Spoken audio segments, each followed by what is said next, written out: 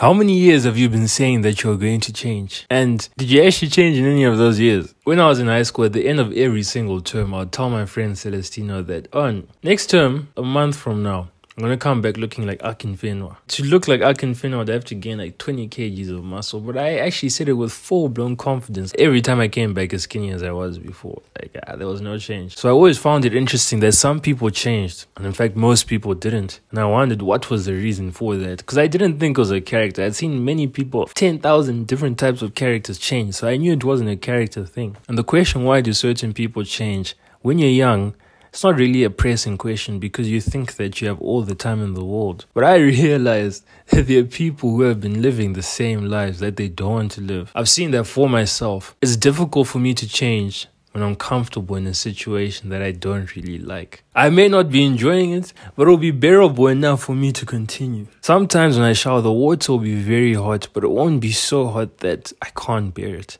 But if it was slightly warmer, I would have to turn on the cold water to neutralize that warmth. So that water would be on the edge. A lot of people live close to that edge, but they never go over it, right? If they go over it, they would be like, you know what, enough is enough, I need to change. And I think power comes in recognizing that you may be at that edge, you may be living a life that you actually don't like, but it's just bearable enough for you to continue living that life. And that's the thing. For most people, things need to be slightly worse, even in some cases drastically worse, for them to finally make a change. For them to say, enough is enough, I'm tired of this. And you'd find that worse situations are actually more beneficial because you're willing to change quicker. And this is known as the region beta paradox. The region beta paradox is a phenomenon that people can sometimes recover more quickly from distressing experiences than from less distressing ones. So essentially, extremely harsh conditions can motivate the biggest positive changes, right? And the best way to illustrate this is, if you had to travel 1 kilometer, right, you'd probably walk.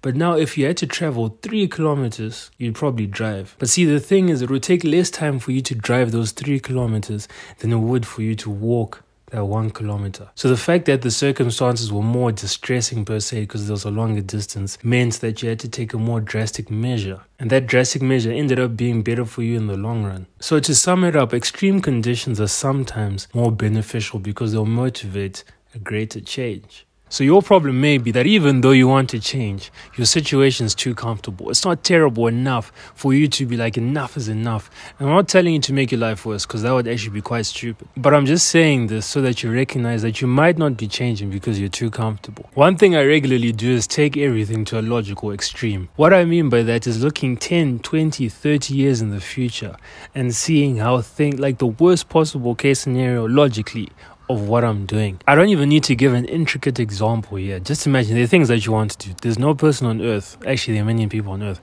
but most people aren't living the life that they want to live. Imagine you're on your deathbed with all of your life behind you, and the only thing that you have on your deathbed is regret. Regret knowing that you only have a few more breaths in your life. You wasted the previous breaths living a life that you didn't want to live. You wasted your life staying the same because you were too comfortable to change. Now I want you to sit with the emotions that come from visualizing that. I want you to sit with the disappointment you know you'd feel if you wasted your whole life. It's easy for us to be like, I'll change tomorrow because we believe we're going to have tomorrow. And I don't know who said this, it definitely wasn't my thought. But they said that to procrastinate is to assume that you're going to live tomorrow. And that is the worst thing that one can do because there are millions of people who don't get that opportunity.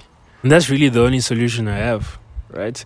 If visualizing yourself on your deathbed, regretting your whole life, doesn't urge you to act, right? If it doesn't kick you in the stomach, then I don't know. I can't help you. At that point, only God can help. I've tried.